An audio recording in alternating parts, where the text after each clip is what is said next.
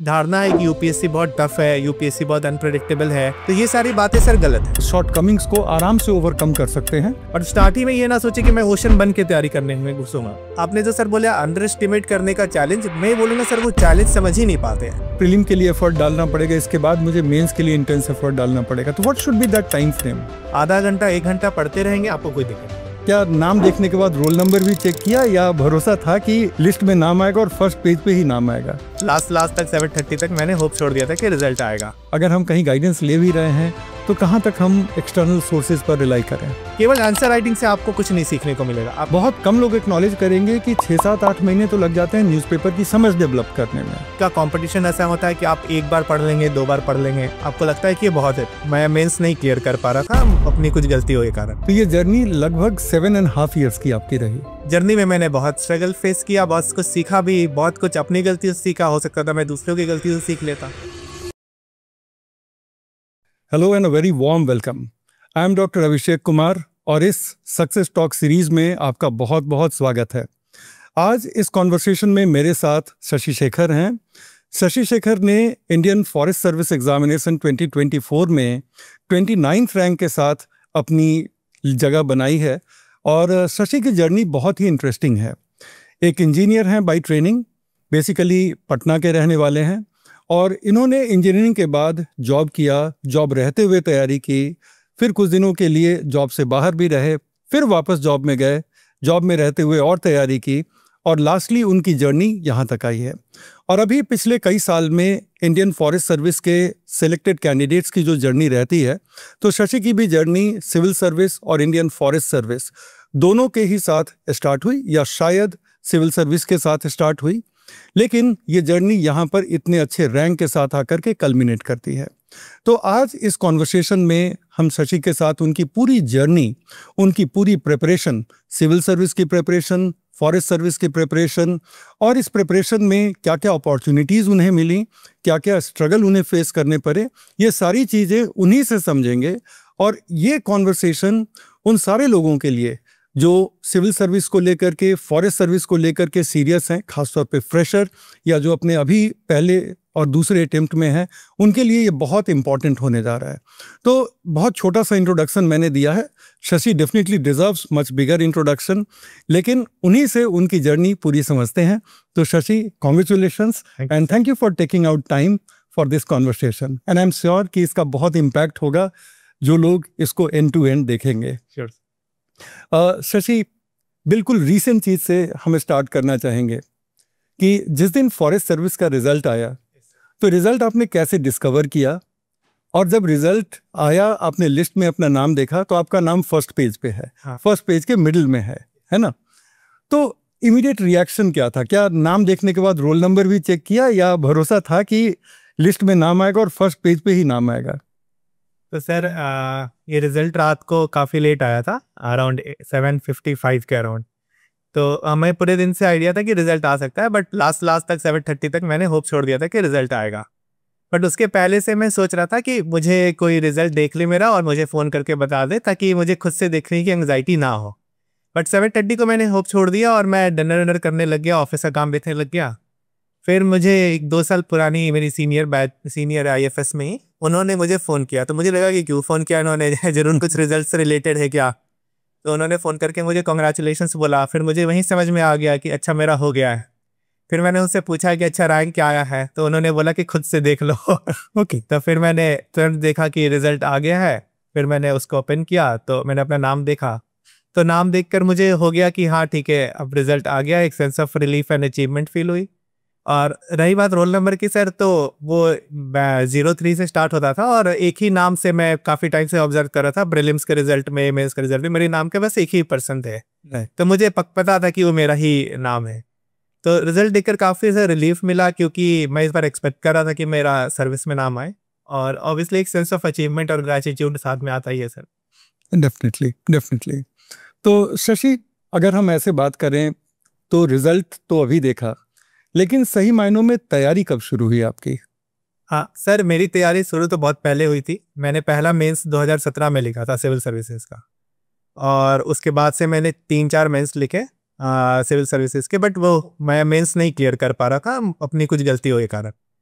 तो फिर मैंने ब्रेक लिया, मैं वॉर्क में वापस गया, फिर मैंने अपने आप को वहाँ पे इस्टेब्लिश किया, अपने आप को स्टेबल किया और अपने लिए टाइम निकालने की कोशिश की। और फिर ये कोविड पैंडेमिक और वर्क फ्रॉम होम और हाइब्रिड मॉडल के कारण मेरे को लगा कि मेरे पास टाइम मिल सकता है काम करने का। तो मैंने अपनी पिछली गलतियों से सबक लेकर और विद वर्क के साथ जो एक कॉन्फिडेंस और स्टेबिलिटी लाइफ में आती है उसको यूटिलाइज करते हुए और सही लोगों के गाइडेंस और अपने पुराने मिस्टेक से समझकर एक नए तरीके से वापस स्टार्ट किया प्रिपरेशन और अपने मुकाम को हासिल किया। ओके, तो शशि, अगर हम ऐसे देखें तो from the time of starting of the preparation to this result, तो ये जर्नी लगभग 7.5 ईयर्स की आपकी रही। तो 7.5 ईयर्स की इस जर्नी को इतने अच्छे तरीके से मुकाम पर पहुंचते हुए देख करके, एंड नाउ दैट कि अब रिजल्ट को आए हुए भी 1 महीने से ज़्यादा का वक्त हो गया है, तो when you look back the entire journey, तो and this result, so now you feel satisfied? Definitely sir, I feel satisfied कि ठीक है, जिस कार्य के लिए मैंने मतलब जिस मिशन को या जिस गोल को लेकर मैंने गुजरा था उसको मैंने अचीव कर लिया। बट हाँ, अगर मैं बोलूँ कि मुझे वापस जाने का टाइम मिले तो मैं अपनी लर्निंग्स के साथ, बट ये सबके साथ होता है, मैं इसको और बेटर तरीके से अचीव कर सकता था। बट मैं अपने एंड रिजल्ट के साथ जरूर सेटिस्फाइड हूँ। जर्नी में मैंने बहुत स्ट्रगल फेस किया, बहुत कुछ सीखा भी, बहुत कुछ अपनी गलतियों से सीखा, हो सकता था मैं दूसरों की गलतियों से सीख लेता। तो मैं जर्नी से मे भी पूरी तरह से सेटिस्फाइड ना हो, बट अपने एंड रिजल्ट से जरूर सेटिस्फाइड हूँ। पेरेंट्स का क्या रिस्पॉन्स था? पेरेंट्स बहुत खुश थे। वो हमेशा चाहते थे कि मैं खुश रहूँ लाइफ में, क्योंकि मैं ऑलरेडी एक करियर में था। तो दे डिड नॉट वांट कि मुझे डिसअपॉइंटमेंट हो, तो उस चीज़ को लेकर वो बहुत खुश थे। और वो थे कि ठीक है, तुम्हारी मेहनत रंग लेकर आई और तुमने अपने आप को मतलब अच्छे तरीके से इस बार अप्लाई किया और उसको, तो वो बहुत इस सेंस में खुश थे। राइट। अब थोड़ी बिगनिंग से स्टार्ट करते हैं। आपकी फैमिली पटना में बेस्ड है? हाँ, यस। आपकी पढ़ाई भी वहीं से हुई, स्कूलिंग वहीं से हुई है सर, और ग्रेजुएशन मैंने थापर यूनिवर्सिटी पटियाला पंजाब से की। ठीक है। तो स्कूलिंग, मैं आपके डैफ को देख रहा था, तो स्कूलिंग आपकी डीएवी स्कूल से हुई है।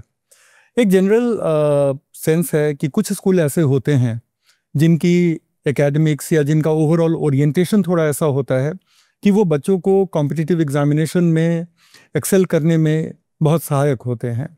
खासतौर पे स्कूल के बाद जो कॉम्पिटिटिव एग्ज़ाम होते हैं, नीट, जेई वगैरह, तो जनरली ऐसा माना जाता है।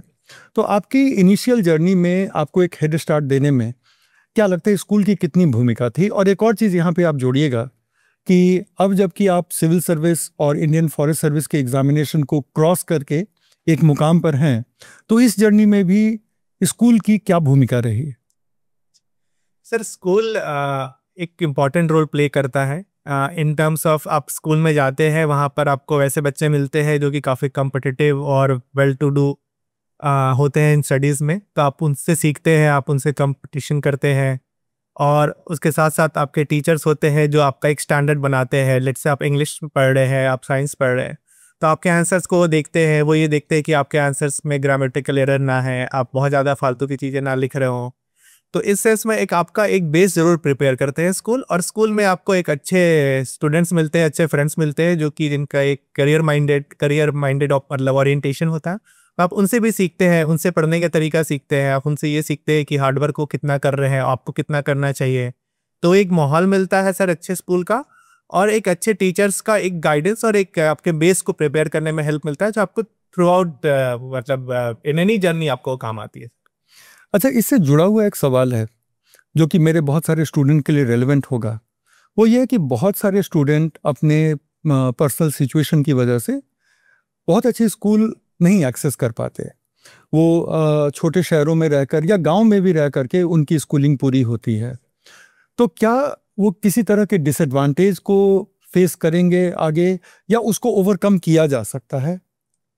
आपकी जर्नी में क्या कोई आपको ऐसा दोस्त, ऐसा कोई कलीग मिला जिसकी स्कूलिंग उतनी अच्छी नहीं रही हो जितनी अच्छी आपको मिली उनके पर्सनल सर्कमस्टांसेस की वजह से, लेकिन उन्होंने ओवरकम किया उसको? क्या आप देख पाते हैं, और आपकी राय में क्या ये ओवरकम हो सकता है? सर, एक स्कूलिंग का एक पर्सनालिटी एक मैटर होता है, और एक बच्चे की एक अपनी प्रतिभा होती है, और एक अपना एक इंटेलिजेंस होता है, एक हार्डवर्क करने का एक ओरिएंटेशन होता है, वो अलग चीज़ है सर। तो वो कहीं किसी भी स्कूल के बच्चों को में हो सकता है, किसी भी एरिया के बच्चों में हो सकता है, उसमें स्कूल से बहुत ज़्यादा रिलेशन नहीं होता है। लेकिन सर स्कूल है, अगर आपके पास लेट्स आपके पास बहुत अच्छी स्कूलिंग फैसिलिटी अवेलेबल नहीं है, फिर भी आप स्कूल में जाकर आप उन जो भी अच्छे टीचर्स है, आपके पास सारी किताबें हैं, आपके पास इंटरनेट की सुविधा है, आप उन स्कूल में कुछ अच्छे बच्चे होंगे जो कि अपने अच्छे से पढ़ते होंगे या अपने उनके पेरेंट्स के कारण उनको अच्छी ओरिएंटेशन मिलती होगी, तो आप उन लोगों के साथ अपनी दोस्ती बना कर रखें। आप इंटरनेट का यूज़ करें, आप अपनी क्षमताओं को यूज़ करें। आप ये मत सोचिए कि आपको फैसिलिटी नहीं मिली, आपको भगवान ने दिमाग दिया है, आप कितने करोड़ों साल के एवोल्यूशन के बाद इंसान बना है। एग्जैक्ट। तो इंसान अपने आप में बहुत ज़्यादा काबिल होता है और कोई किसी से कम नहीं होता है, क्योंकि सारे ही करोड़ों अरबों साल के एवोल्यूशन से बने हुए हैं। तो उस चीज़ को समझे, एक कॉन्फिडेंस लेकर आए और आप अपने अगल बगल के रिसोर्सेज, किताबों, जो भी अच्छे टीचर्स हैं, अच्छे फ्रेंड्स हैं, इन सब चीज़ों को यूज़ करें और अपने आप को ड्राइव करें कि आप किसी से कम नहीं। तो उस केस में आप इन सारी सिचुएशंस को ओवरकम कर सकते हैं, लेट से आपके स्कूलिंग में अगर कुछ इश्यूज है। और रही बात सर स्कूल के इश्यूज में, कुछ आपकी पर्सनालिटी में, कुछ इंग्लिश बोलने में कुछ कमी रह जाती है, वो सर केवल दिखाने की चीज़ है। आपकी आंतरिक क्षमता कैसी है, आप कितना अपने आप को कॉन्फिडेंट रखता पाते हैं चीज़ों में, आप कितना चीज़ों को समझ पाते हैं, वो चीज़ें सर ज़्यादा मैटर करती है लॉन्ग रन। बिल्कुल बिल्कुल। नहीं, मेरा भी वही मानना है जनरली कि कोई भी डिफिशियंसी जो हमारे फॉर्मेटिव ईयर्स में हमें फेस करनी पड़े, उसका इम्पैक्ट परमानेंट हो ये बिल्कुल ज़रूरी नहीं है। हम अपनी मेहनत से, अपने डिलीजेंस से उन शॉर्टकमिंग्स को आराम से ओवरकम कर सकते हैं अगर हमने ठान लिया है तो। अच्छा, जब स्कूल में आप थे और जब आप 11th-12th में रहे होंगे, तो उस समय क्या सिविल सर्विस में अपीयर होना आपके एम्बिशन में शामिल था या उस समय बस इमीडिएट था कि इंजीनियरिंग कॉलेज में जाना है? हाँ सर, अभी जब मैं कर रहा था उस समय तो सर सिविल सर्विसेज का उतना नहीं था, मतलब मेरे पर्सनली, क्योंकि मेरे सिबलिंग्स सारे अगल बगल में सारे IITians थे और सारे मतलब MNCs में और बाहर की कंट्रीज में जाकर पढ़ रहे थे। तो उस समय तो सर इमीडिएट फोकस यही था कि मैं किसी तरह IIT में चला जाऊं और वहाँ से मैं अच्छी प्लेसमेंट लेकर अच्छा सैलरी पर काम करूं। तो उस टाइम तो सर सिविल सर्विसेज का ओरिएंटेशन मेरे पास नहीं था। फिर आप बीटेक के लिए थापर इंस्टीट्यूट ऑफ टेक्नोलॉजी जाते हैं पटियाला। वहाँ पे आपका ब्रांच क्या था? Electrical engineering. इलेक्ट्रिकल था। तो मुझे लगता है कि वहाँ पे बीटेक के दौरान कहीं ना कहीं सिविल्स के प्रति झुकाव हुआ होगा, या उसके भी बाद? सर उसके भी बाद हुआ था। हालांकि अच्छा। मेरा दोस्त था जो तैयारी करता था, बट उस समय सर जब आप कॉलेज में जाते हैं तो आपको ये नहीं, आपको लगता है कि एक MNCs की दुनिया है, एक कॉरपोरेट दुनिया है, इंडिया में है, इंडिया के बाहर है। अब वो सब चीज़ों के बारे में आपको ज़्यादा आइडिया नहीं होता अगर आपके कोई बड़े भाई, आपके अगल बगल में बहुत लोग क्लोज नहीं है। तो जैसे मेरे केस में तो थे, बट उनसे मेरी ज़्यादा इंटरेक्शन नहीं होती थी। मुझे बस दिखता था कि ये लोग ऐसे ऐसे काम कर रहे हैं, तो मुझे बस एक अट्रैक्शन था। तो उस समय तो मुझे था कि मुझे इंजीनियरिंग ख़त्म करके एक कॉर्पोरेट लाइफ में जाना है और अपने नॉलेज को यूज़ करना है, डेवलप करना है, अप्लाई करना है। तो उस कारण से मैं जॉब ढूंढा था, मतलब प्लेसमेंट के लिए बैठा था, फिर मैं काम करने लग गया था। फिर उसके बाद 2 साल के बाद फिर मैं सोचा कि मैं बाहर अपने स्टडीज़ करने के लिए जाता हूँ, क्योंकि मुझे लगा कि ये जो काम अभी मैं कर रहा हूँ उसमें बहुत ज़्यादा करियर पोटेंशियल आगे नहीं है जितनी मेरी क्षमता, मुझे ऐसा लगता था। तो उसके बाद मेरा सिविल सर्विसेज का रुझान आया, क्योंकि जब मैं GRE मैंने दे दिया था, मेरा अच्छा स्कोर आया था। जब मैं लेटर ऑफ इंटेंट और समरी ऑफ पर्पस लिख रहा था, तो मुझे लगा कि शायद मैं 2-3 साल जॉब करके फिर वापस उसी स्टेज पर आ जाऊँ कि मुझे अब नया कुछ क्या करना है, क्या पैशन, मीनिंग लाइफ में क्या है। तो उस समय मेरा सर सिविल सर्विसेज के प्रति रुझान आया कि ये एक ऐसा सस्टेनेबल और एक पैशन और एक पर्पस ड्रिवन करियर हो सकता है। तो ये अवेयरनेस सिविल सर्विस को लेकर के, और फिर अवेयरनेस के बाद ये अट्रैक्शन, जिसकी वजह से आपने एक तरह से कहिए ट्रैक शिफ्ट किया। आप जॉब में थे, GRE में अच्छा स्कोर ला चुके थे, कॉलेज के एप्लीकेशन के एडवांस स्टेज में थे, और उसके बाद आपने उस सब से अपने आप को हटा करके और इतनी लंबी और अनसर्टेन जर्नी में आप अपने आप को लेकर आते हैं। तो क्या कोई ट्रिगर था या कोई ऐसा फोर्स था जिसने आपके थॉट प्रोसेस को इतना इन्फ्लुएंस किया कि आप एक ऑलमोस्ट सर्टेन पाथ को छोड़ करके फिर इधर आते हैं? तो सर मैं ये कहूँगा कि आप इंजीनियरिंग करते हैं तो आप उस समय तक आप समाज की बताए वो तरीकों पे चलते हैं कि आप इंजीनियर बनो, आप जॉब पकड़ो, आप बाहर जाओ पढ़ने जाओ, आप वहाँ जाकर जॉब पकड़ो और अच्छी लाइफ। तो मैं सोचा कि इसमें सर मेरा अपना इनपुट क्या होगा, मेरी अपनी पैशन क्या होगी, मेरा अपना पर्पस, मेरा अपना मीनिंग लाइफ का क्या होगा जो मैं ढूंढूं इस करियर में। तो वो एक ट्रिगर था उस टाइम में। तो मैं सोल सर्चिंग कर रहा था, तो मुझे लगा कि ये एक ऐसा करियर है जहाँ पर मैं अपने पर्सनल करियर को, उसके साथ एक सेंस ऑफ पर्पस को, एक काइंड ऑफ सोशल वर्क को, क्योंकि ये पब्लिक सर्विस है, उन सबको मिक्स कर सकता हूँ और ये मेरा अपना एक ड्रिवन इनिशिएटिव हो सकता है लाइफ में मेरे करियर को लेकर। तो वो सारा मिलाकर एक ट्रिगर था और फिर मुझे लगा कि मुझे ये चीज़ करनी चाहिए, क्योंकि आप जब तक एक इंजीनियरिंग बैकग्राउंड में और कॉर्पोरेट बैकग्राउंड में रहते हैं तो आप कंट्री में क्या होता है क्या नहीं होता है, कुछ आपको आरबीआई का कुछ आर्टिकल आएगा न्यूज़ में, कुछ भी चीज़ें आएंगी, आपको समझ में नहीं आती है वो चीज़ें कि क्या कहानी चल रही है। तो मुझे वो भी लगता था कि मेरी लाइफ में ये सारी चीज़ें मिसिंग है कि देश की गवर्नेंस कैसे चलती है। तो मुझे लगा कि साथ साथ मुझे इन सब चीज़ों की भी नॉलेज हो जाएगी और एक दुनिया का एक वर्ल्ड व्यू मेरा चेंज हो जाएगा और एक्सपैंड कर जाएगा। तो ये सारी चीज़ें कंबाइन मिलाकर मुझे ट्रिगर किया कि मैं सिविल सर्विसेज के प्रिपरेशन में ऑफिसर। तो ये कौन सा साल था? ये सर 2015 था। ये 2015 था। तो उसके बाद आपने जॉब छोड़ करके तैयारी शुरू कर दी या फिलहाल जॉब में बने रहे? मैं जॉब में बना रहा था सर। राइट। फिर मैं 2017 में मैंने मेंस लिखा था, उस टाइम से मैंने जॉब छोड़ दिया था। अच्छा, 2017 में आपने मेंस लिखा था। तो 2017 आपका पहला अटेम्प्ट था या दूसरा? नहीं, वो सर मेरा दूसरा अटेम्प्ट था। मैंने प्रीलिम्स पहले जॉब के साथ दिया था। अच्छा, प्रीलिम जॉब के साथ भी दिया था। उसके बाद आपने जॉब छोड़ा और फिर आपने तैयारी की। सिविल सर्विस में ऑप्शनल क्या रखा था आपने? सर उस टाइम तो मैंने इकोनॉमिक्स रखा था सर। इकोनॉमिक्स खुद से तैयारी की होगी? यस। क्योंकि ज्यादा गाइडेंस उसका अवेलेबल नहीं है। सर वो काफी टफ माना जाता है। और इंटरेस्ट? मुझे सर उस टाइम जब मैं जैसे मैंने कहा कि मुझे लगा कि मुझे वर्ल्ड व्यू थोड़ा गवर्नेंस इंडिया की, तो मुझे लगा कि इकोनॉमिक्स इज ऐसी सब्जेक्ट है जिसमें सबसे ज़्यादा आप न्यूज़पेपर खोल के देखेंगे तो गवर्नेंस एटलीस्ट सेंट्रल गवर्नमेंट के लेवल पे बहुत ज़्यादा उसके इर्द गिर्द रिवॉल्व करती है।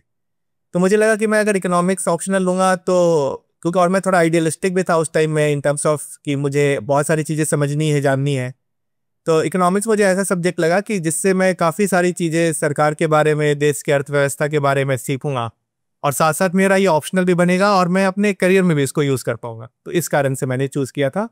उस टाइम मेरा ये कंसिडरेशन नहीं था कि इसी ऑप्शनल को कितना ये ईजी है निकालना, या एग्ज़ाम के पॉइंट ऑफ व्यू से मैं सोच कर नहीं लिया था मैंने। ओके। तो किताबों से पढ़ा, खुद से समझने की कोशिश की, तो ये जर्नी एक्साइटिंग भी रहा होगा, इस जर्नी में स्ट्रगल भी रहे होंगे, क्योंकि ये तो आपके लिए नया सब्जेक्ट था।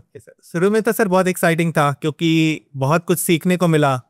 आप सिंपल इलेक्ट्रिकल इंजीनियरिंग, आप मोटर्स के बारे में, ट्रांसफार्मर्स के बारे में पढ़ती हैं, यहाँ आप देश के बारे में पढ़ रहे हैं, आप लोगों के बारे में पढ़ रहे हैं, उनकी आकांक्षाओं के बारे में पढ़ रहे हैं, आप ये पढ़ रहे हैं कि पैसे से कैसे देश चलता है, कैसे महंगाई आती है, कैसे महंगाई नहीं आती है, दुनिया भर में इस सारे अलग अलग बैंक्स कैसे एक दूसरे से पॉलिसीज़ को मिलाकर बनाते हैं, क्या करते हैं, तो पूरी दुनिया कैसे चलती है इसके बारे में जब आपको पता चलता है तो शुरू में बहुत एक्साइटिंग लगता है।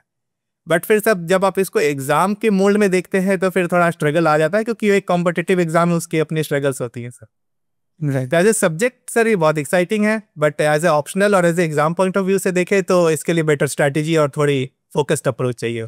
एब्सोल्युटली। अच्छा, यहाँ पे एक बात जो निकल करके आई कि आपने सेकंड अटेम्प्ट में मेंस दिया। जहाँ तक मुझे जानकारी है और मैं डेटा भी अगर देखता हूँ तो बहुत सारे कैंडिडेट सेकंड अटेम्प्ट में भी प्रीलिम नहीं क्लियर कर पाते, बहुत सारे कैंडिडेट। तो आपको क्या लगता है कि सेकंड अटेम्प्ट में ही प्रीलिम आपने क्रैक किया, मेंस दिया, तो प्रीलिम को ओवरकम, इस बैरियर को ओवरकम करने के लिए आपका तरीका क्या था, आपकी स्ट्रैटेजी क्या रही? क्योंकि ये बहुत सारे कैंडिडेट को हेल्प करने वाला है, उनके लिए prelim is the biggest elimination stage. तो सर मैं प्रीलिम्स में बोलूँगा कि सबसे पहले सर इस एग्ज़ाम में जो सबसे इम्पॉर्टेंट स्ट्रैटेजी वो ये होती है कि कभी भी आप खुद पे आत्मविश्वास जरूर रखें, बट आप खुद पे कभी ये भरोसा ना करें कि आप अपने से पढ़ सकते हैं और अपने से कर सकते हैं। आप हमेशा अपने आँख कान को खुला रखें और देखें कि सब आपके अगल बगल के लोग कैसे कम्पीट कर रहे हैं इस पेपर के। तो वो तो सबसे बड़ी ज़रूरी चीज़ है समझना। उसके बाद सर प्रीलिम्स के लिए सर सबसे ज़रूरी होता है कि आप अपने एक तो आपको स्टैंडर्ड एक सोर्सेज होते हैं सब सब्जेक्ट्स के, आपको वो सारे सोर्सेज रखने होते हैं। उसके बाद आपको करीब करीब 1 साल की करेंट अफेयर्स के सोर्सेज जनरेट करने होते हैं। और अगर आप बहुत स्टार्टिंग से स्टार्ट करें तो आपको कम से कम 6-7 महीने 8 महीने न्यूज़पेपर की एक अंडरस्टैंडिंग डेवलप करनी होती है, ताकि आपको यह पता लगे कि दुनिया में क्या चल रहा है, इंडिया में गवर्नेंस लेवल पे क्या चल रहा है। तो ये सारी चीज़ें आपको बहुत अच्छे से करनी होती है। तो इसमें सर होता क्या है कि अब जैसे कोई ग्रेजुएशन से आया है तो उस समय का कंपटीशन ऐसा होता है कि आप 1 बार पढ़ लेंगे, 2 बार पढ़ लेंगे, आपको लगता है कि ये बहुत है। बट इस एग्ज़ाम में क्योंकि कंपटीशन ऐसा है, आपको कम से कम ये सारी चीज़ें 4-5 बार पढ़नी होती है, और जितनी बार आप देंगे उतनी बार पढ़नी होती। तो ये जो एक लेवल ऑफ कंपटीशन है वो आप खुद से नहीं समझ पाएंगे। आप जब तक अपने अगल बगल के लोगों को नहीं देखेंगे, आप जो लोग निकाल रहे हैं प्रीलिम्स, जो लोग कंपटीशन में अच्छा कर रहे हैं, उन लोगों के बीच में नहीं उठना बैठना करेंगे, या उन लोगों की बात नहीं सुनेंगे, या आप अच्छे टीचर से गाइडेंस नहीं लेंगे, तब तक आपको ये नहीं समझ में आएगा कि सोर्सेज वही है, सब कुछ वही है, बट उसको कितने डिटेल में पढ़ना है। उसके बाद सर आपको एक टेस्ट सीरीज बहुत जरूरी है। कोई भी अच्छे इंस्टीट्यूट का आप टेस्ट सीरीज ले सकते हैं, या उसके साथ सर पिछले, मैं जनरली सर लोग 10 साल बोलते हैं, बट मैं तो बोलूँगा 1973 से सिविल यूपीएससी का प्रीवियस ईयर क्वेश्चंस आते हैं प्रीलिम्स के, आप उस समय से दीजिए। और आप दीजिए, और बस ये नहीं कि आपने एग्ज़ाम दे दिया और आपका काम हो गया। आपने एग्ज़ाम दिया, प्रीलिम्स सॉल्व किया पेपर, आपका जो सवाल नहीं बना वो क्यों नहीं बना, क्या कमी थी, क्या वो सब्जेक्ट में वीकनेस थी, आपको वो नॉलेज नहीं थी, आप उस टॉपिक को दोबारा रिवाइज करें, उस क्वेश्चन को रिवाइज करें। आप तब तक करें कि जब तक आपका सारा कुछ कवर नहीं हो जाए, एटलीस्ट 4 to 5 रेज। तो इतना करने के बाद आप कोशिश करेंगे कि आपका प्रीलिम्स निकल सकता है सर। तो एक लेवल ऑफ कंपटीशन और लेवल ऑफ तैयारी में सर अंतर आ जाता है यूपीएससी के केस में सर। यहीं पर लोगों को मतलब समस्या आती है। बिल्कुल, दैट्स सो नाइस। अगर मैं इसको सही तरीके से समराइज करूं तो क्या मैं ये कह सकता हूं कि बहुत सारे फ्रेशर प्रीलिम के चैलेंज को अंडर एस्टिमेट कर लेते हैं और अपनी कैपेबिलिटी को ओवर एस्टिमेट कर लेते हैं, और फिर वो सीरियसनेस, वो जो इंटेंसिटी है जो आपने बताई, ये बहुत कम लोग इस चीज़ को एक्नॉलेज करेंगे कि वो 10 साल के बहुत पीछे जाकर के भी पीवाईक्यू करके आए हैं। बहुत कम लोग एक्नॉलेज करेंगे कि 6-7-8 महीने तो लग जाते हैं न्यूज़पेपर की समझ डेवलप करने में, है ना।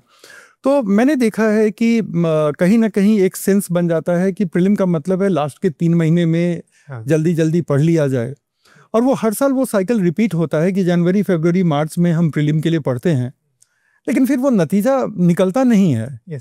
नतीजा निकलता नहीं है। मुझे लगता है कि कहीं ना कहीं एक होलिस्टिक तरीके से प्रीलिम और मेंस को देखने की ज़रूरत है, but at the same time prelim के लिए कुछ डेडिकेटेड एफर्ट अलग से भी करने की ज़रूरत है। हाँ सर, आपने बहुत अच्छी बात बोली कि मैंने मिस कर दिया था कि प्रीलिम्स और मेंस की आपको एक होलिस्टिक प्रिपरेशन करनी होती है, क्योंकि प्रीलिम्स में आपको ऐसा लगेगा कि वो फैक्ट चेक कर रहे हैं, बट जिन्होंने पढ़ाई की है उनको पता है कि वो आपकी समझ चेक कर रहे हैं। तो आप अगर नहीं पढ़े तो आपको लगेगा कि ये तो बस रटने वाली चीज़ थी या एक नॉलेज थी, बट जिन्होंने उस सब्जेक्ट को पढ़ा है वो जान रहे हैं कि क्यों पूछा गया है, क्यों ऑप्शन सेट किया गया है। तो इसलिए बहुत ज़रूरी है कि आप जब स्टार्ट कर रहे हैं प्रिपरेशन, तो आप हमेशा ये समझ कर स्टार्ट करें कि आपने प्रीलिम्स का पेपर देखना है, आपने मेंस का पेपर देखना है, आपने गाइडेंस लेनी है, और आपको ये समझना है कि आप दोनों का साथ में प्रिपरेशन करेंगे, आप समझ डेवलप करेंगे, और लास्ट के 3-4 महीने आप प्रीलिम्स फोकस करेंगे, क्योंकि वो एग्जाम का पैटर्न डिफरेंट है, वो ऑब्जेक्टिव टाइप के क्वेश्चन होते हैं, और क्योंकि कॉम्पिटिटिव है ये पेपर और बाकी लोग भी उसी तरीके से कर रहे हैं, तो एक समझ डेवलप हो जाने के बाद अल्टीमेटली लास्ट के 2-3 महीने में बस फाइन ट्यूनिंग करनी होती है एज पर प्रीलिम्स। और आपने जो सर बोला अंडर एस्टिमेट करने का चैलेंज, मैं बोलूँगा सर वो चैलेंज समझ ही नहीं पाते हैं। अंडर एस्टिमेट करना है तो कुछ लोगों की बात है कि वो पढ़ रहे तो अंडर एस्टिमेट कर रहे हैं। Majority of the candidates challenge समझ ही नहीं पाते हैं कि चैलेंज है कितना बड़ा ही, तो वहाँ पर समस्या आती है सर। राइट। तो आपने जब 2015 में अपनी प्रिपरेशन स्टार्ट की, तो बट ऑब्वियस है कि आपने प्रीलिम और मेंस को एक साथ लेकर के स्टार्ट किया होगा, एक इंटीग्रेटेड तरीके से स्टार्ट किया होगा आपने, और फिर जब प्रीलिम करीब आएगा तो आप प्रीलिम ओरिएंटेड थोड़ा स्पेशल एफर्ट डालेंगे, जैसा कि आप बता रहे थे अभी। तो इस पूरी जर्नी में अगर कोई फ्रेशर है तो मैं उसके बिहाफ में आपसे ये सवाल पूछना चाहूँगा कि अगर एक फ्रेशर है और अगर वो कहीं से गाइडेंस ले रहा है, कुछ क्लासेस भी ले रहा है, तो भी एक रीजनेबल अमाउंट ऑफ टाइम क्या होता है जिसमें वो अपने जनरल स्टडीज़ को लेकर के थोड़ा सा अश्योर हो सके कि अब मेरी जनरल स्टडीज़ ठीक ठीक तैयार हो गई है, इसके बाद अब मुझे इंटेंस प्रीलिम के लिए एफर्ट डालना पड़ेगा, इसके बाद मुझे मेंस के लिए इंटेंस एफर्ट डालना पड़ेगा, तो what should be that time frame? तो सर अगर आप आर्ट्स के बैकग्राउंड से आ रहे हैं, ह्यूमैनिटीज़ के बैकग्राउंड से आ रहे हैं, तो काफ़ी सारी चीज़ें आपकी ग्रेजुएट 12th के बाद इसी डायरेक्शन में पढ़ाई होती है, तो उस सेंस में अलग होता है। बट अगर आप लेट से टेक्निकल बैकग्राउंड से आ रहे हैं या आप लिटरेचर के बैकग्राउंड से आ रहे हैं, जहाँ पर थोड़ा आपको जनरल स्टडीज़ में सोशियोलॉजी, पॉलिटिक्स, इकोनॉमी, ये सारी चीज़ों के बारे में उतना नहीं पढ़ाया जाता, तो उसमें थोड़ी अलग होती। बट फिर भी मैं कहूँगा सर कि आप न्यूज़पेपर और एक जनरल समझ बनाने में कम से कम भी नहीं तो 8 से 9 महीने ज़रूर लग जाएंगे सर। और अगर आप जल्दी करना चाहें तो बेटर रहेगा कि आप हमेशा बैकवर्ड स्टार्ट करें। आप मतलब आप सबसे पहले उठे, मतलब इस तैयारी में आ रहे हैं तो आप ये मत सोचे कि मैं, जैसे लोग बोलते हैं कि बहुत ओपन एंडेड है या बहुत ओशन है यूपीएससी या सी है, इस तरीके से इसको ना देखें। वो ठीक है, वो सी है, ओशन है, वो समय के साथ आ जाएगा। और स्टार्टिंग में ये ना सोचे कि मैं ओशन बन के तैयारी करने में घुसूंगा, तो उसमें काफ़ी लंबा समय और नॉन डायरेक्शनल तैयारी हो जाती। तो वो है, वो आपको बन जाएगा, आप खुद सब सीख लेंगे, वो सारी चीज़ें आ जाएंगी। आप सबसे पहले उठाए, आप सिलेबस देखें, आप बिना कुछ पढ़े हुए भी आप PYQs देखें, प्रीलिम्स का, मेंस का, और सिलेबस देखें और थोड़ा बहुत गाइडेंस ले लोगों से। तब आपको समझ में आएगा कि ये समुंदर में घुसना कैसे है। और उसके बाद अब स्टार्ट करेंगे प्रिपरेशन। तो आपको जब आप पढ़ रहे होंगे तो आपको हो सकता हो कि 1 साल की जगह 8-9 महीने ही लगे अपने जनरल स्टडीज़ को हॉलिस्टिक वे में प्रिपेयर करने की। नहीं, अच्छा, प्रीलिम की हमने बात कर ली। प्रीलिम में एक पार्ट सीसेट है, कहने के लिए क्वालिफाइंग है, लेकिन मेरे नज़रिए में बहुत लोगों के लिए डिसक्वालीफाइंग पेपर हो जाता है। तो सीसेट को लेकर के जो फ्रेशर हैं, जिन्होंने, और फ्रेशर मैं उनको मानता हूं जिन्होंने अभी तक एक बार भी प्रीलिम क्लियर नहीं किया, तो उनको मैं फ्रेशर मान के चल रहा हूं। तो जो लोग फ्रेशर हैं उनको सीसेट के लिए क्या करना चाहिए? उसके बाद हम मेंस पे आते हैं। सर सीसैट पिछले ऐसे तो 2019-20 से ही काफ़ी टफ करते जा रही है यूपीएससी, बट एटलीस्ट पर्सनली मेरा मानना है कि 2023 के बाद से इन्होंने ऐसा कर दिया है पेपर कि सामान्यतः 10वीं की नॉलेज से ये पेपर नहीं क्लियर होगा, आपको इसकी थोड़ी प्रिपरेशन करनी पड़ेगी। तो जैसे सर बहुत सारे कॉम्पिटिटिव एग्जाम्स है, एसएससी के एग्ज़ाम है, या बहुत सारी गवर्नमेंट के एग्जाम्स होती हैं, एमबीए के कॉम्पिटिटिव एग्जाम्स होते हैं, या सबसे अच्छा है कि पिछले 3-4 साल के आप यूपीएससी के पेपर को ही देख लें। बट बाकी एग्जाम्स में ये सारी चीज़ें ज़्यादा पूछी जाती है, तो वहाँ आपको स्टडी मटेरियल ज़्यादा मिलेगा। आप उन स्टडी मटेरियल को यूज़ करें और कम से कम भी नहीं तो दिन का 1-1.5 घंटा इसको जरूर दें स्टार्टिंग से ही। और आप इसके टच में रहें और कभी ये ना सोचिए कि मैं इसको अंतिम के 2 महीने में करूँगा। आप इसको ऐसा है, अगर आपका कमज़ोर है सीसैट तो आप इस कोशिश करें कि आप 1 घंटा जरूर देखें, क्योंकि इसमें बहुत टिप्स एंड ट्रिक्स लगती है। एक जनरल अंडरस्टैंडिंग से सीसैट के क्वेश्चंस नहीं सॉल्व होते हैं, आपको ट्रिक्स लगाने होते हैं, बहुत सारे टिप्स मतलब ट्रिक्स होते हैं, बहुत सारे शॉर्टकट्स होते हैं। तो वो सारी चीज़ें सीखने की चीज़ें आपको खुद से नहीं आएंगी वो सारी चीज़ें, तो एक जनरल अवेयरनेस से वो सारी चीज़ें नहीं हो सकती है। तो आप कोशिश करें कि अगर आपका सीसैट स्ट्रांग है तो ठीक है, बट अगर स्ट्रांग नहीं है तो आप डेली कम से कम आधा 1 घंटा, जैसे हम लोग स्कूल में पढ़ते थे तो 1 घंटा हम मैथ सॉल्व करते थे। हाँ बिल्कुल। आप बाकी सब्जेक्ट पढ़ेंगे 1 घंटा मैथ सॉल्व करेंगे, तो उसी तरह सीसैट है तो आप उसमें कुछ मैथ्स कर लीजिए, आप कुछ रीडिंग कॉम्प्रिहेंशन कर लीजिए, तो आप 1 घंटा कर लीजिए। बहुत बड़ी चीज़ नहीं है, अगर आप आधा घंटा 1 घंटा पढ़ते रहेंगे आपको कोई दिक्कत नहीं है। राइट। मेंस की स्ट्रेटजी के बारे में बात करते हैं। कितनी बार आपने सिविल सर्विस का मेंस दिया? सर मैंने 5 बार दिया। तो मेंस की स्ट्रेटजी आपसे अच्छा कोई नहीं बता सकता है। तो what was your mains strategy like? अगर हम बात करें तो पहली बात जो निकल के आई कि जब हम जीएस कर रहे होते हैं तो प्रीलिम और मेंस की तैयारी को एक साथ लेकर के चलते हैं। उसके बाद जब हम आते हैं कि प्रीलिम के बाद जो एक फेज होता है, लगभग 3 महीने का वो फेज होता है, उस समय क्या क्या आप करते थे और उसके पहले भी मेंस ओरिएंटेड आपके एफर्ट क्या होते थे? तो सर वो जो 3 महीने मिलते हैं, because of the nature of competition, आप उस 3 महीने में जीए मेंस की तैयारी नहीं कर सकते हैं। आपकी तैयारी होनी चाहिए प्रीलिम्स के पहले। जब आप लास्ट के 2-3 महीने प्रीलिम्स के लिए पढ़ते हैं, उससे पहले आपके मेंस की तैयारी, आपको कैसे आंसर्स लिखने हैं, आपके पास क्या नोट्स होने चाहिए, वो सारी प्रिपरेशन आपकी हो जानी चाहिए अगर आपको मेंस निकालना है और आपको ज़्यादा समय नहीं लगाना है इस एग्जाम। और वो जो 3 महीने होते हैं उसमें आपको बस प्रैक्टिस करना है ताकि आपका बेस्ट रिजल्ट निकल कर आए उस चीज़ के कारण। तो आप कभी भी प्रैक्टिस करेंगे, आप कोई भी चीज़ को 50 बार प्रैक्टिस करेंगे, 50वीं बार में भी कुछ नई चीज़ें सीखेंगे। तो वो 3 महीने होते हैं आपकी फाइन ट्यूनिंग करने के लिए, प्रैक्टिस करने के लिए और एग्जाम के लिए अपने आप को मोल्ड करने के लिए। तो वो तो हो गई ओवरऑल बात। Regarding preparation strategy, sir generally sir students बोलते हैं या एक धारणा है कि यूपीएससी बहुत टफ है, यूपीएससी बहुत अनप्रेडिक्टेबल है, या यूपीएससी बहुत विचित्र विचित्र के सवाल पूछती है, या यूपीएससी मार्क्स नहीं देती है। तो ये सारी बातें सर गलत है, मेरा मानना है। सर ये एग्ज़ाम मुश्किल इसीलिए है क्योंकि इसमें कंपटीशन बहुत ज़्यादा है। यूपीएससी ने अपने सवाल दे दिए, अगर इसमें 10 बच्चे बैठेंगे आप कुछ भी आंसर लिख के आएंगे, आपका सिलेक्शन होता है।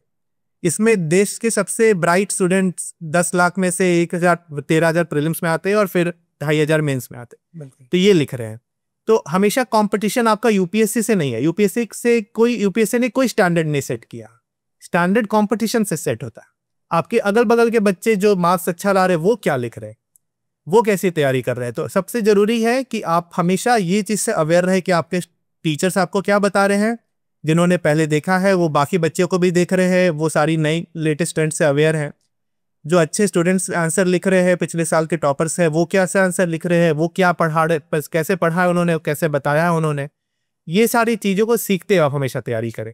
आप कभी भी यूपीएससी को बस यूपीएससी की नज़र से ना देखें, हमेशा देखें कि यूपीएससी के अंदर जो लड़के हैं, जो टीचर्स हैं, वो क्या बता रहे हैं, वो क्या कर रहे हैं, आपको उनसे सीखना है।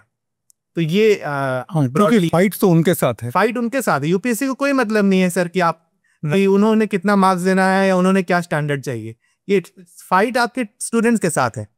और इसमें जो टीचर्स है वो आपकी बेस्ट हेल्प करेंगे, और जो पहले के लोग हैं और जो अभी जो लोग दे रहे हैं जिनके मार्क्स अच्छे आ रहे हैं, उनसे आपकी फाइट है और उन्हीं से आप सीखेंगे। अच्छा, एक टैक्टिकल क्वेश्चन आपसे पूछ रहा हूँ। ज़्यादातर स्टूडेंट कहीं ना कहीं गाइडेंस लेते हैं, कोचिंग क्लासेस भी अटेंड करते हैं, at the same time books भी पढ़ते हैं।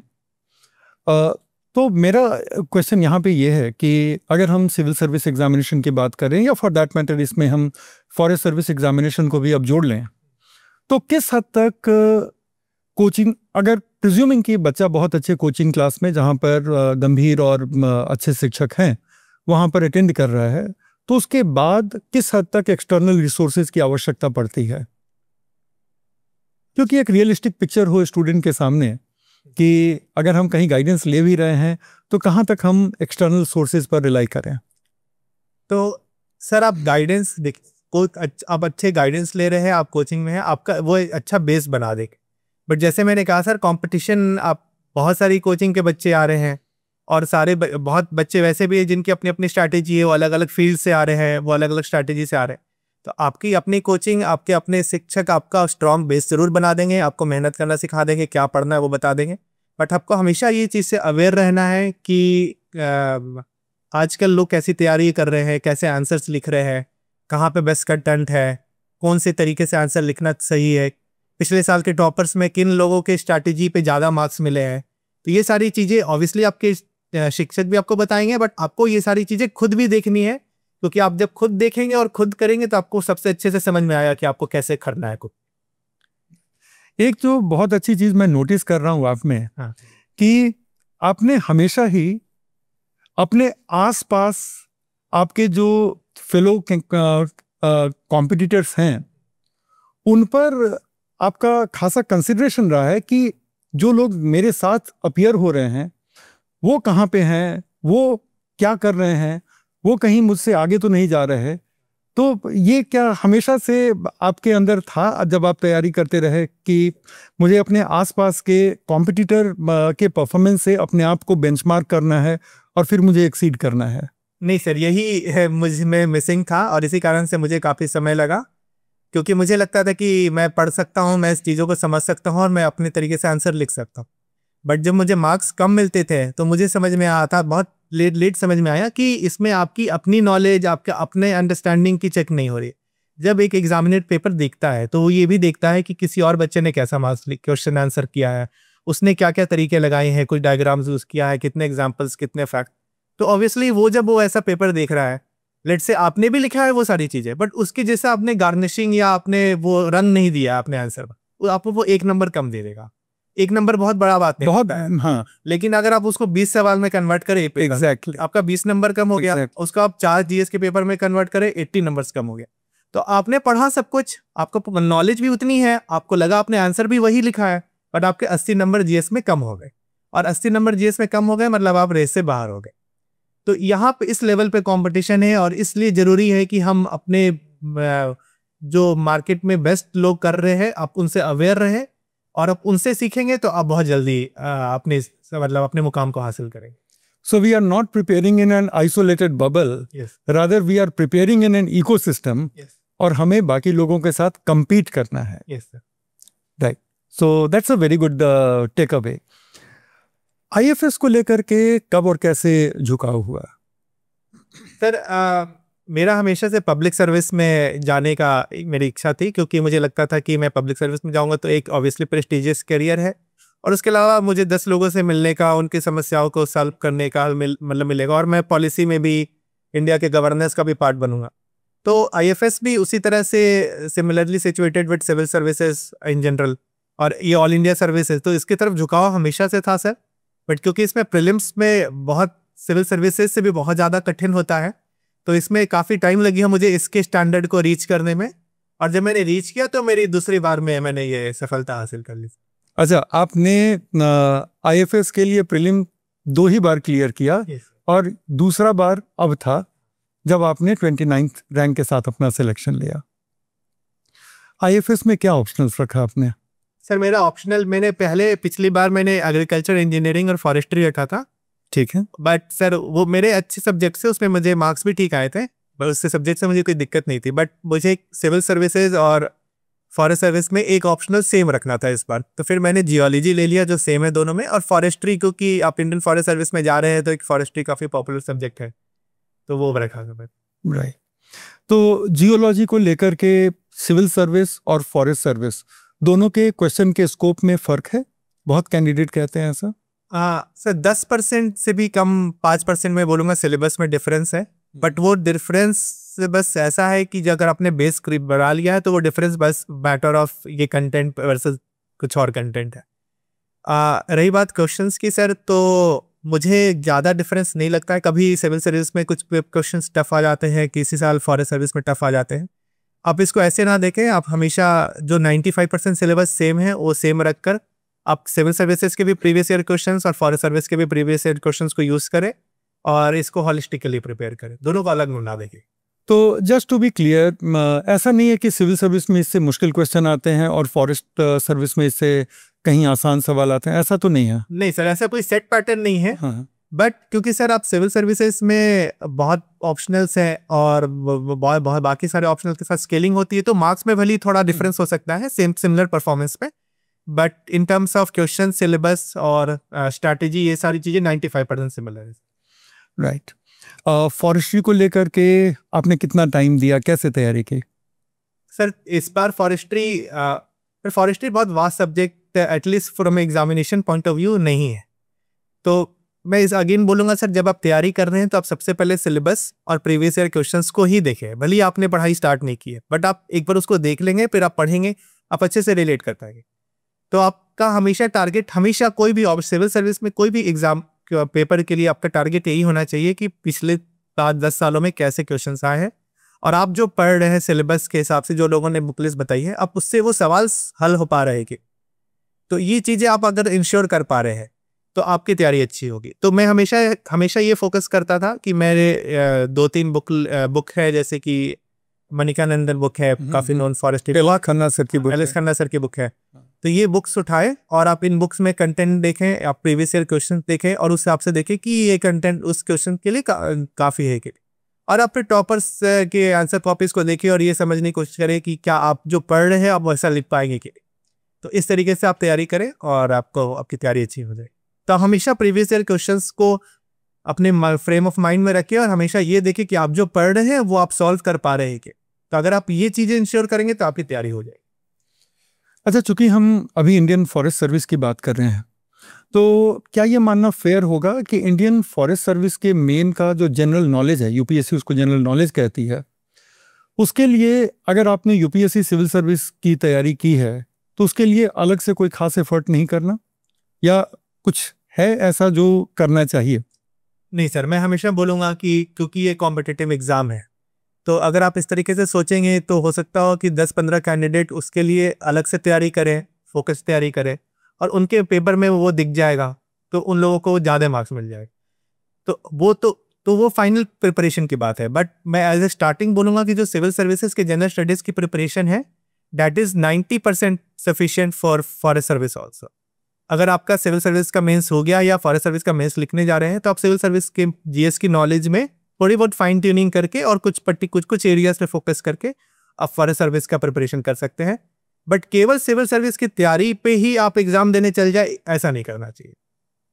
राइट। इंग्लिश की आपने अलग से तैयारी की थी, आईएफएस जीके की? IFS इंग्लिश की?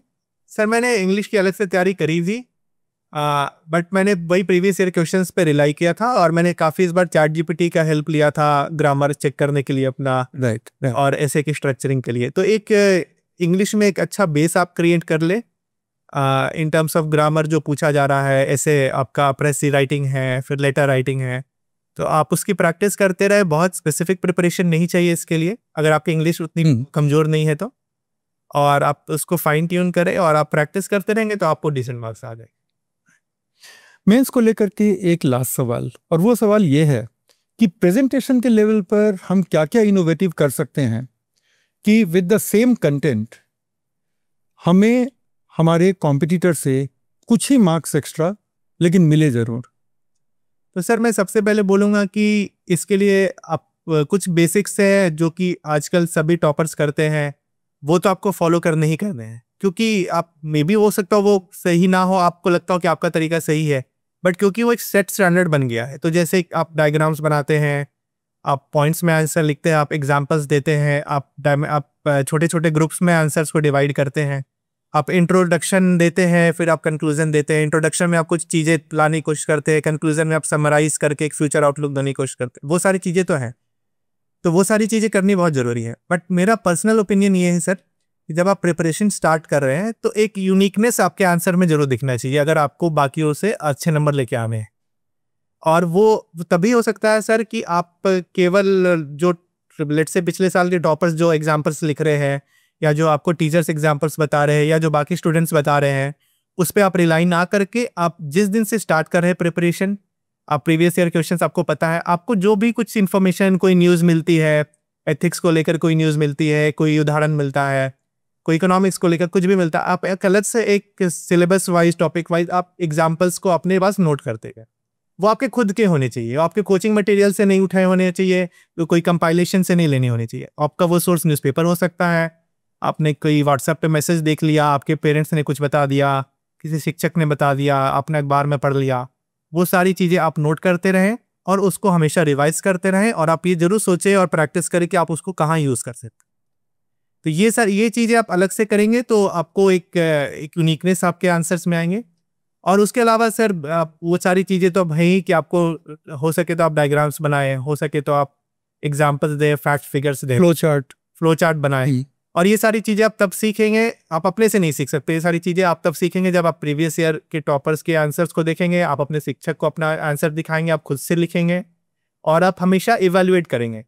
केवल आंसर राइटिंग से आपको कुछ नहीं सीखने को मिलेगा। आप आंसर राइटिंग लिख रहे हैं, आप उसको इवेल्युएट कर रहे हैं, आप उसको बेंचमार्क कर रहे हैं, आप टीचर्स की अपने हेल्प से, अपने फेलो स्टूडेंट्स के पिछले साल के टॉपर्स आंसर से, और आप इटरेटिवली सीख रहे हैं कि आपने क्या मिस किया, कहीं एग्जाम्पल्स मिस किया, प्रेजेंटेशन मिस किया, डायग्राम्स मिस किए, यूनिक पॉइंट्स मिस किए। ये सारी चीज़ें आप साथ में करते रहेंगे, तब आपके आंसर राइटिंग से आपको फायदा मिलेगा। अदरवाइज आंसर राइटिंग करने से केवल आपको स्पीड आ जाएगी। Right. This is so unique जो आपने एग्जाम्पल्स को कंपाइल करने की बात कही। तो जब मैं आपको सुन रहा था तो मैं यही सोच रहा था कि there are so many things which are so unique to successful candidates. बहुत सारे लोग हैं, तैयारी कर रहे हैं, बहुत मेहनत कर रहे हैं, देयर इज नो डाउट, लेकिन this is such a small but very important point कि अगर आप अपने आप को ट्रेन कर रहे हैं अलग अलग रेलिवेंट एग्जाम्पल में, तो आप सोचिए मेंस में कितनी जगह उसका यूज हो सकता है, एसे में यूज हो सकता है, एथिक्स में यूज हो सकता है, इंटरव्यू में आप यूज कर सकते हैं टू योर एडवांटेज। हाँ सर, तो इसमें मैं यही ऐड करूंगा सर कि आंसर जब आप लिखते हैं, तो जैसे मैंने कहीं पढ़ा था कि आप रेस्टोरेंट में खाना खाने जाते हैं, तो वहाँ के जो शेफ होते हैं वो बहुत सारी ग्रेवीज पहले से कुछ बेस प्रिपेयर करके रखते हैं, वो लास्ट में बस गार्निशिंग कुछ डिफरेंट करते हैं और वो दूसरा डिश बन जाता है। तो आपके एग्जाम्पल से ये सारी चीज़ें आपकी गार्निशिंग है, आपको एक स्ट्रक्चर बना लेना है, और ये सारी नॉलेज आपको वहाँ पर एज पर रिक्वायरमेंट आपको अप्लाई करते जानी है। तो आप हमेशा ये कोशिश करें कि आपका एक फ्रेमवर्क बन जाना चाहिए आप आंसर्स लिखने के लिए, आप अलग अलग सब सिलेबस पे अलग अलग क्वेश्चंस के लिए, और आप ये सारे एग्जाम्पल्स को यूज करके अपने आंसर्स को एनरिच कर सकते हैं। अच्छा, एक स्टेप पीछे चलते हैं, और फॉरेस्ट सर्विस के लिए प्रीलिम क्लियर करना मींस नॉर्मल कट ऑफ से और आगे जाकर के क्लियर करना, क्या कुछ एक्स्ट्रा करना पड़ा आपको? तो सर इसमें सबसे ज़रूरी चीज़ ये समझना कि इसकी कट ऑफ 10 से 15 नंबर ऊपर जाती है सिविल सर्विसेज से, और सिविल सर्विस का प्रीलिम्स निकालना भी अपने आप में बहुत मुश्किल माना जाता है। तो ये बहुत ही ज़्यादा इसमें और कठिन परिश्रम की मतलब आवश्यकता है। तो इसमें अलग ये करना पड़ता है सर कि सबसे पहले आप ये देखिए कि अगर जैसे हमारे केस में बहुत लोग एंशियंट हिस्ट्री से या मिडिवल हिस्ट्री उतना नहीं पढ़ते हैं, बट क्योंकि यहाँ पर आप पहली बात तो अभी कट ऑफ कितना जा रहा है, आप 200 नंबर का पेपर होता है बट कभी 75 कट ऑफ जाता है, कभी 80, कभी 90। तो अगर आपके 2 सवाल भी आ रहे हैं, वो 2 सवाल भी इंपॉर्टेंट है। तो इसमें प्रिपरेशन आपको सिविल सर्विस के प्रीलिम्स निकालने से एक लेवल ऊपर जाके करनी पड़ती है। तो उसमें जैसे है कि अगर आपने ये देखा कि एंशियंट और मिडिवल हिस्ट्री से अगर कहने की बात है कि 1-2 ही सवाल आ रहा है, तो आप सिविल सर्विस में उसको आप सोचते हैं कि ठीक है मैं छोड़ देता हूँ या मैं थोड़ा पढ़ लेता हूँ, हो गया तो ठीक, नहीं हुआ तो कोई बात, आपको वो पढ़ना पड़ेगा फॉरेस्ट सर्विस के केस में। उसके बाद आप अगर इन्वायरमेंट की पढ़ाई कर रहे हैं तो आप इन्वायरमेंट में आप बहुत सारी चीज़ें पढ़ते हैं। आप 15-20 popular national park, wild life sanctuary देख कर जाते हैं, यहाँ आपको 100 देखने पड़ेंगे। ये एक तो जितने भी टॉप सिलेबस सब्जेक्ट्स है, हिस्ट्री है, इन्वायरमेंट है, इकोनॉमिक्स है, पॉलिटी है, जियोग्राफी है, तो इसमें आपको वो चीज़ें जो कि पूछी जा रही हैं पहले बट वो उतनी ज़्यादा प्रोमिनेंट नहीं है या आप उतने डिटेल में नहीं पढ़ते, आपको वो सारी चीज़ें एक लेवल ज़्यादा जाकर पढ़नी पड़ेगी। और आपको प्रीवियस ईयर क्वेश्चंस भी, अब जैसे पिछले अगर किसी ने 10 साल का किया है तो आपको फॉरेस्ट में पिछले 30 साल का करना पड़ेगा। तो बेसिकली इसमें आपको प्रिपरेशन में 25% ज़्यादा एफर्ट डालना पड़ेगा हर एक सब्जेक्ट में और प्रीवियस ईयर क्वेश्चन सॉल्व करने में। और दूसरी बात कि आपको इसमें अटेम्प्ट भी ज़्यादा लेने होंगे, बट अगर आपका प्रिपरेशन अच्छा रहेगा और with some element of luck and some element of intuition, आप इसको थोड़ा हायर नंबर जैसे 90 to 95 एटलीस्ट अटेम्प्ट करने पड़ते हैं। रैशली नहीं कि आप कुछ भी अटेम्प्ट करके आ गए, अपने 100 अटेम्प्ट कर दी।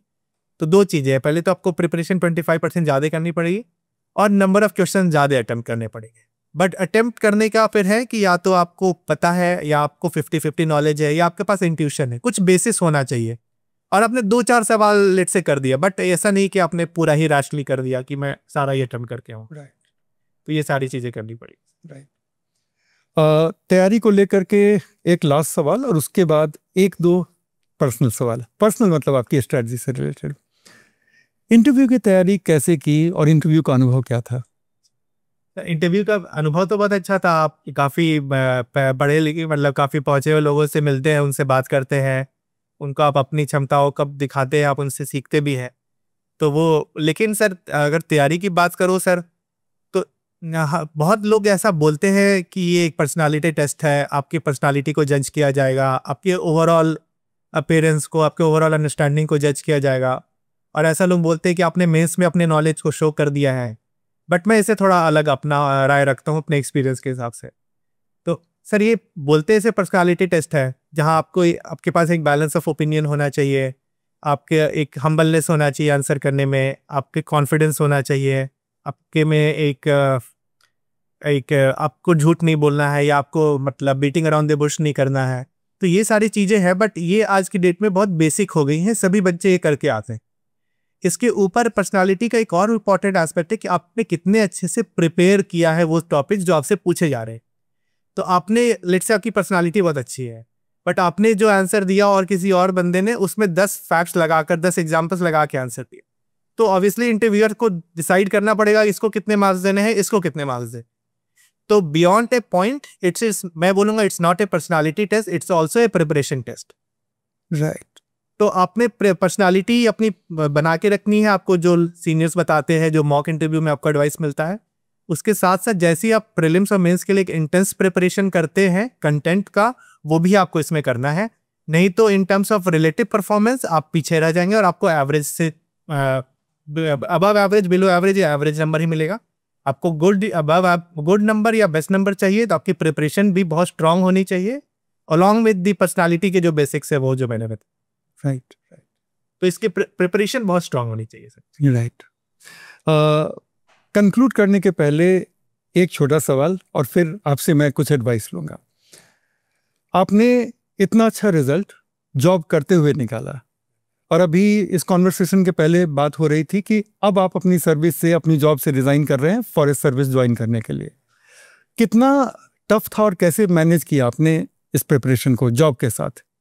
सर ये प्रिपरेशन टफ तो है ही, क्योंकि सर काफ़ी लंबा इसमें फेजेस होते हैं। आप पहले प्रीलिम्स के लिए होते हैं, उसके पहले आप मेंस के लिए पढ़ते हैं, फिर प्रीलिम्स का रिजल्ट आएगा, उसमें आपको एंग्जाइटी होगी, फिर सिमिलरली मेंस, फिर इंटरव्यू, फिर रिजल्ट आता है। तो इतना लंबा प्रोसेस है, वो टफ तो है ही। विद जॉब सर ऑब्वियसली थोड़ी मुश्किलें बढ़ जाती है कि आपके पास टाइम कम होता है, आपके पास डिस्ट्रैक्शंस होती है, और भी चीज़ें होती है। बट मैं ये भी बोलूँगा सर कि अगर आपने एक लेवल ऑफ बेस क्रिएट कर लिया है और उसके बाद आप जॉब में हैं, तो आपके जॉब के साथ एक कन्वीनियंस होता है, आपके पास एक कॉन्फिडेंस होता है कि आपके पास एक करियर है और आप अपना पूरा समय इसमें नहीं दे रहे, लेट्स से अनसर्टेनिटीज़ को लेकर। तो वो भी चीज़ें हैं सर। तो मैं बोलूँगा सर कि अगर आपका जॉब ऐसा है कि अगर आप 9 to 6 काम करके फ्री हो जा रहे हैं और बहुत ज़्यादा ट्रैवल नहीं है या हाइब्रिड वर्क कल्चर है काम करने का, तो आप इसमें इवनिंग्स में, मॉर्निंग्स में विद राइट स्ट्रैटेजी आप इसको कर सकते हैं। राइट। जो लोग 26 का एग्ज़ाम दे रहे हैं या 26 के लिए अभी से स्टार्ट, 27 के लिए अभी से स्टार्ट कर रहे हैं, उनके लिए आपके क्या सजेशन होंगे? सर मैं उनके लिए यही सजेस्ट करूँगा कि आप स्टार्टिंग में ही ये समझना स्टार्ट कर दें कि इस एग्ज़ाम की रिक्वायरमेंट्स क्या है और लेवल ऑफ कंपटीशन क्या है। आप बहुत ओपन एंडेडली ना स्टार्ट करें कि अभी तो मैं बेस क्रिएट करूँगा, अभी मैं जनरल स्टडीज़ पढ़ूंगा, फिर समझूंगा कि एग्ज़ाम कैसा है। आप स्टार्टिंग से ही बहुत फोकस्ड अप्रोच के साथ आए।